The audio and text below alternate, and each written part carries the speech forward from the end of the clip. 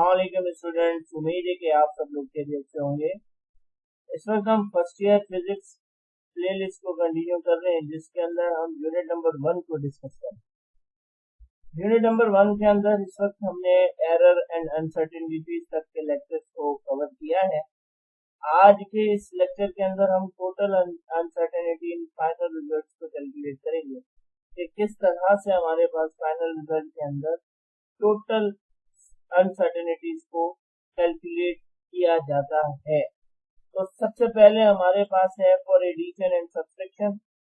तो addition and subtraction के लिए हम क्या करेंगे कि total uncertainty can be estimated by adding the absolute uncertainty. ठीक है, अगर हमारे पास वैल्यूज ऐड हो रही हैं, यानी कि अगर हमारे पास एडिशन हो रही है या सब्ट्रैक्शन हो रही है, तो हम टोटल अनसर्टेनिटी कैसे एस्टिमेट कर सकते हैं?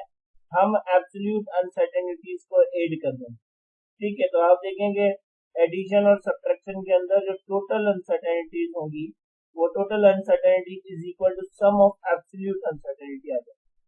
अब एक एग्जांपल देखें, तो यहाँ पर हमें दो यूं कह रहे हैं कि पोजीशंस मिली हुई है, जो कि हमने मीटर रॉड के थ्रू मेजर की हैं, जिसमें x1 है हमारे पास 20.5 प्लस माइनस 0.1 सेंटीमीटर, x2 है हमारे पास 36.8 प्लस माइनस 0.1 सेंटीमीटर।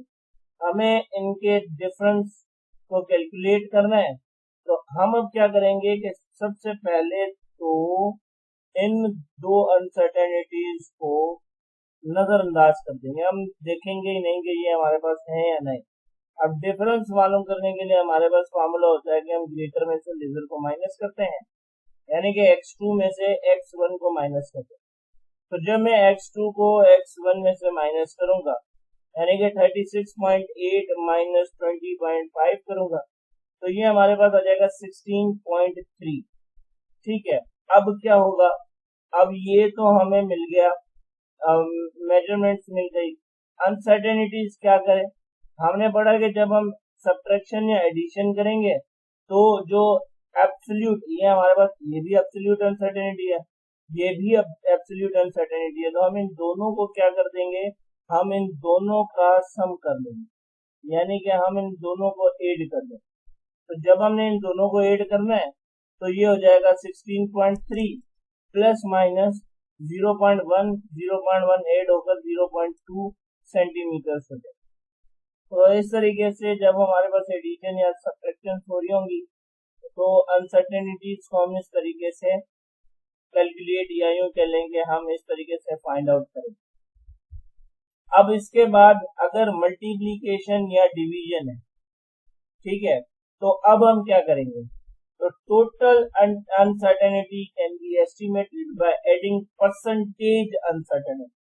अब हम क्या करेंगे कि अगर हमारे पास मल्टीप्लिकेशन या डिवीजन है, तो हम परसेंटेज अनसर्टेनिटीज को ऐड करेंगे। अब देखें, यहाँ पर हमारे पास रेजिस्टेंस कैलकुलेट करना है, जबकि वोल्टेज हमें मिले हुए हैं, पोटेंशियल हमें मिला हुआ है 5.2 प्लस माइनस 0.1 वोल्ट, और करंट हमें मिला हुआ 0.84 प्लस माइनस 0.05 एम्पियर। अब हम क्या करेंगे कि अगेन हम पहले अनसर्टेनिटीज को हमेशा यही करेंगे कि अनसर्टेनिटीज को नजरअंदाज करेंगे, और यहाँ पर रेजिस्टेंस का according to the Ohm's law, हमारे पास ओम्स लॉ क्या है? V equal to IR। ठीक है, तो अब देखें कि R का जो फॉर्मूला इसमें से मिलेगा, वो हमें मिलेगा V अपॉन I। तो अब V की वैल्यू क्या है? 5.2, और I क्या है हमारे पास? 0.84। जब मैं 5.2 को डिवाइड करूंगा 0.84 के साथ, तो मेरे पास जो मेजरमेंट या जो मेरे पास रेजिस्टेंस की वैल्यू आएगी, वो आएगी 6.19 ओहम, जिसे मैं राउंड ऑफ करके 6.2 ओहम्स करके भी लिख सकता हूँ। ठीक है, ये तो आ गई हमारे पास। अब अनसर्टेनिटीज क्या करें? आप देखेंगे यहाँ पर क्या हुआ? डिवीजन हुई। अब डिवीजन हुई तो हमें क्या करना पड़ेगा कि परसेंटेज अनसर्टेनिटी को ऐड करना पड़ेगा। तो सबसे पहले तो हमें परसेंटेज अनसर्टेनिटी कैलकुलेट करनी चाहिए। ये देखेंगे मैंने फॉर्मूला लिख दिया कि percentage uncertainty in resistance is equal to percentage uncertainty in V plus यानी कि सम करना है ना, एडिंग। तो आप देखेंगे परसेंटेज अनसर्टेनिटी इन आई, वोल्टेज की अनसर्टेनिटी यानी कि परसेंटेज अनसर्टेनिटी लेनी है, उससे फिर प्लस कर देना है परसेंटेज अनसर्टेनिटी इन करंट में। अब करें कैसे ये, तो आप देखें कि हमारे पास परसेंटेज अनसर्टेनिटी इन वी हमारे पास क्या है, परसेंटेज अनसर्टेनिटी हम कैसे मालूम करेंगे, हमारे पास एब्सोल्यूट अनसर्टेनिटी होगी, उसे डिवाइड कर देंगे हम रीडिंग के साथ और मल्टीप्लाई कर देंगे 100 के साथ। तो एब्सोल्यूट अनसर्टेनिटी यहाँ पर क्या है, आप देखेंगे यहाँ पर V की जो एब्सोल्यूट अनसर्टेनिटी है वो 0.1 वोल्ट, ठीक है, और डिवाइडेड बाय रीडिंग कितनी है हमारे पास, रीडिंग हमारे पास है 5.2, देखिए ना रीडिंग कितनी है हमारे पास 5.2, तो 0.1 डिवाइडेड बाय 5.2 मल्टीप्लाई बाय 100, तो हमें जो परसेंटेज मिला वो कितना मिला 2% मिला। इसका V की अनसर्टेनिटी या परसेंटेज अनसर्टेनिटी हमें 2% मिली। इसी तरीके से फिर परसेंटेज अनसर्टेनिटी एंड करंट अगर मालूम करें तो absolute uncertainty divided by reading multiply by 100। अब एब्सोल्यूट अनसर्टेनिटी क्या है यहाँ पर 0.05 डिवाइडेड बाय 0.84 मल्टीप्लाई बाय 100। तो फाइंड आउट करेंगे, सॉल्व करेंगे तो हमें 6% मिलेगा। अब हम क्या करेंगे कि परसेंटेज अनसर्टेनिटी इन रेजिस्टेंस मालूम है, तो भाई यहाँ पर इस फॉर्मूले के अंदर हमने परसेंटेज अनसर्टेनिटी इन V की वैल्यू सब्स्टिट्यूट दी जो कि 2% प्लस हैम, और फिर परसेंटेज अनसर्टेनिटी इन I मालूम किया यानी कि करंट मालूम किया, वो हमारे पास था 8%। हमारे पास करंट जो है वो था 6%, अब 2% प्लस 6% इज इक्वल टू 8% होगा, ठीक है। तो यानी कि जो रेजिस्टेंस की परसेंटेज अनसर्टेनिटी है वो 8% है। अब आप देखें कि हमें परसेंटेज अनसर्टेनिटी नहीं चाहिए, हमें चाहिए एब्सोल्यूट अनसर्टेनिटी। तो अब इस परसेंटेज अनसर्टेनिटी को हम फाइनल आंसर में तो नहीं लिख सकते ना, तो अब हम क्या करेंगे कि इस परसेंटेज अनसर्टेनिटी में से हम एब्सोल्यूट अनसर्टेनिटी मालूम करेंगे। दो मेथड्स हैं इसके, हम एक जो इजी मेथड है उसे फॉलो कर लेते। आप देखेंगे अगर हमारे पास अनसर्टेनिटी क्योंकि परसेंट है ना, तो यानी कि 100 ओहम अनसर्टेनिटी इन 100 ओहम कितनी है हमारे पास 8, तो अनसर्टेनिटी इन 1 ओहम कितनी होगी, अगर मैं यहाँ से 100 को इक्वल टू किस तरफ ले जाऊं तो यहाँ पर ओहम के साथ ये मल्टीप्लाई हो रहा है, वहां जाकर डिवाइड हो जाएगा और यहाँ पर 1 बचेगा, तो अनसर्टेनिटी इन 1 ओहम कितनी हो जाएगी 8 डिवाइडेड बाय 100, तो अनसर्टेनिटी इन 6.2 ओहम्स कितनी हो जाएगी is equal to 8 upon 100 multiply by 6.2। इसे हम सॉल्व करेंगे तो हमें क्या मिलेगा, हमें मिलेगा 0.5 ओहम। तो अब आप देखेंगे रेजिस्टेंस यहाँ पर ये हमें मिली हुई रीडिंग जो कि मेजरमेंट की जो कि हमारे पास 6.2 प्लस माइनस 0.5 ओहम हमें रेजिस्टेंस मिल गया विद अनसर्टेनिटी, हमने इसे फाइंड आउट कर। तो आप देखेंगे अगर ये रूल्स हमें याद हैं तो हम कितने इजी वे में ये सब कुछ अनसर्टेनिटी अपने फिंगर टिप्स पर कैलकुलेट कर सकते हैं। Now let's move towards the rule number 3, that is what power factor. अब पावर फैक्टर में क्या है कि to find total uncertainty the power is multiplied by the percentage uncertainty. अब पावर फैक्टर के अंदर क्या होगा कि अगर हमें वैल्यूज पावर में गिवन है तो जो टोटल अनसर्टेनिटी होगी वो the total uncertainty the power is total uncertainty मालूम करने के लिए जो पावर होगा उसे हम मल्टीप्लाई करेंगे परसेंटेज अनसर्टेनिटी के साथ। यानी अगर फॉर्मूला बनाएंगे भी तो हम देखें, यहाँ पर मैं आपको समझा देता हूँ कि आपके पास रेडियस गिवन है आपको और volume of a sphere calculate करने को कहा जाए। अब वॉल्यूम ऑफ अ स्फीयर का जो फॉर्मूला है वो हमारे पास है 4/3 पाई r क्यूब आ गया यहाँ पर, तो पावर फैक्टर इन्वॉल्व है।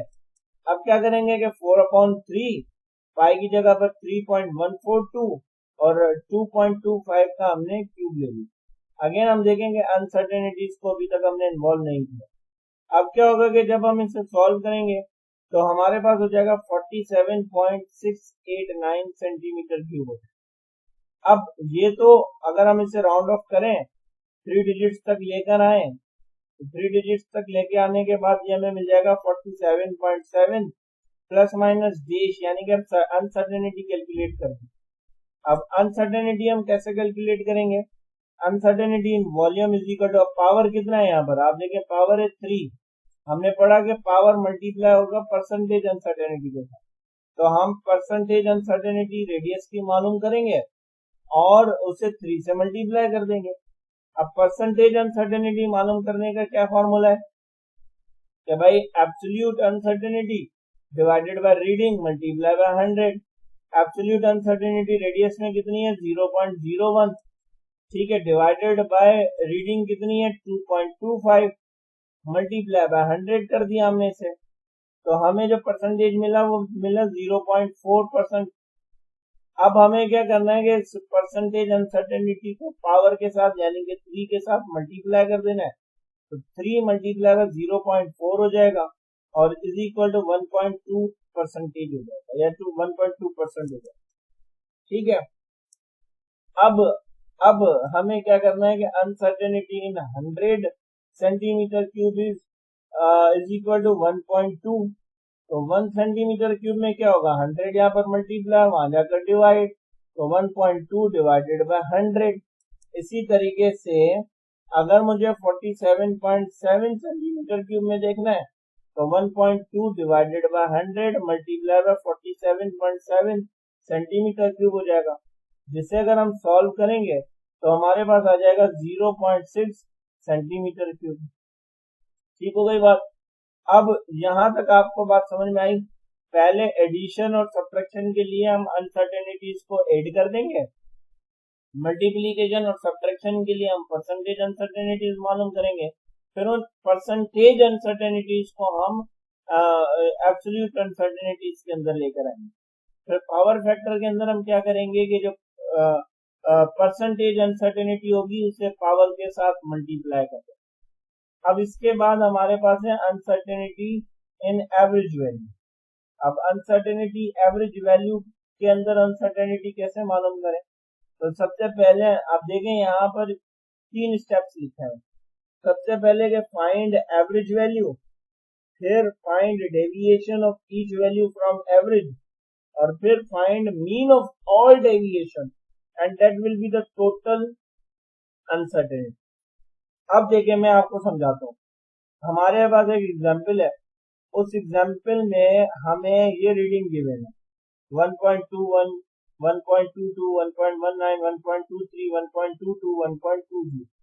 अब हम क्या करेंगे कि इन सब को ऐड कर देंगे।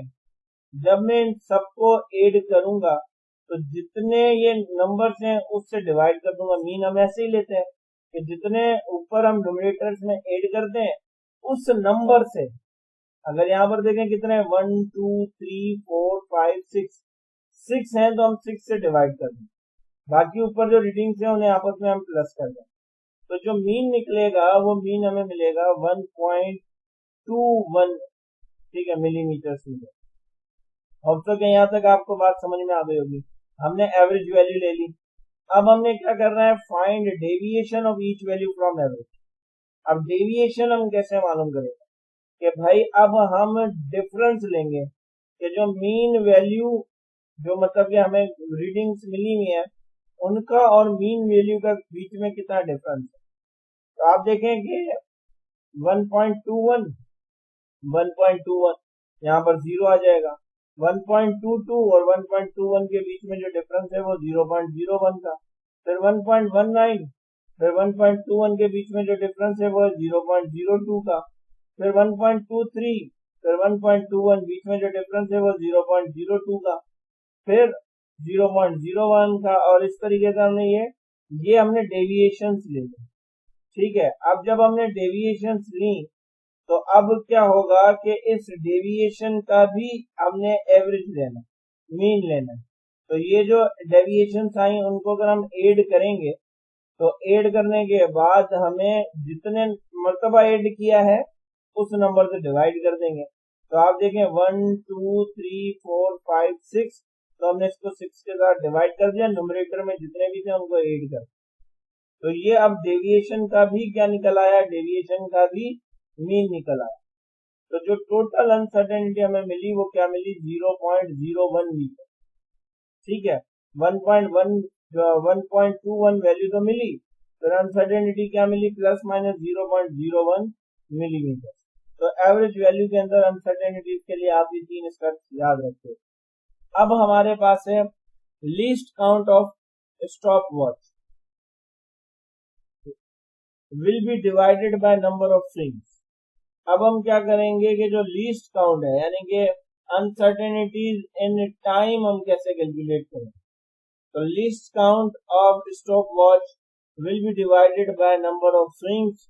आप देखेंगे अगर हम नंबर ऑफ स्विंग्स ले लें तो टाइम ऑफ 30 वाइब्रेशन, हमारे पास एक वाइब्रेशन कब पूरी होती है, जब अपने मीन वैल्यू से, अगर ये बॉल यहाँ पर मौजूद है, ठीक है, और ये इसका मीन पॉइंट, ठीक है, तो बॉल को जब मैं यहाँ से रिलीज करूंगा तो ये फिर यहाँ तक और फिर यहाँ से वापस जब यहाँ तक पहुंचेगा तब जाकर एक वाइब्रेशन कंप्लीट हो।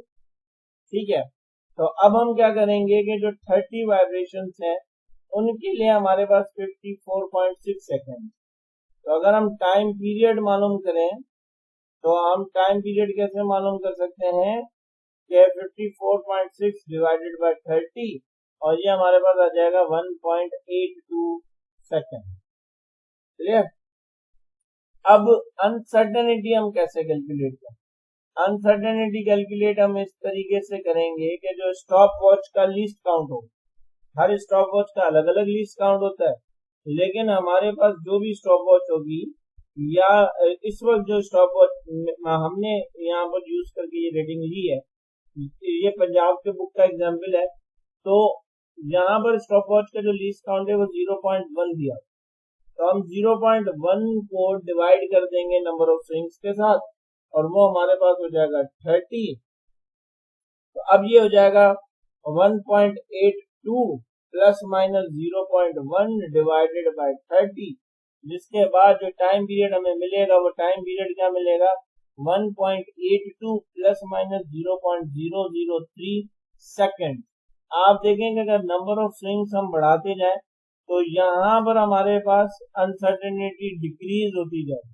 इसीलिए हमें प्रैक्टिकल वर्क्स के अंदर जहाँ पर हमें टाइम कैलकुलेट करना होता है वहां पर हमने कहा जाता है कि नंबर ऑफ रीडिंग्स आप ज्यादा लें, या अगर हम नंबर ऑफ स्विंग्स की बात करें तो वो नंबर ऑफ स्विंग्स भी हमें ज्यादा लेनी पड़ती है कि 15 ले लो, 20 ले लो, 25 ले लो। जितने हम नंबर ऑफ स्विंग्स ज्यादा लेंगे उतनी अनसर्टेनिटीज हमारे पास कम आएंगी। तो ये था हमारे पास error and uncertainty, total uncertainties and final results को कैलकुलेट करने के तरीके का। मैं उम्मीद करता हूँ कि यहाँ तक आपको मेरी प्लेलिस्ट बहुत अच्छे से समझ में आई होगी।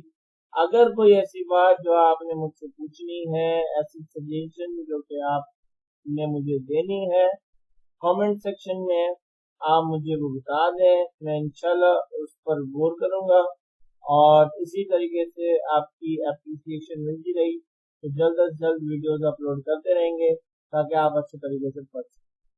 तब तक के लिए इतना ही, नेक्स्ट वीडियो के अंदर मुलाकात करेंगे, तब तक के लिए अल्लाह हाफिज़।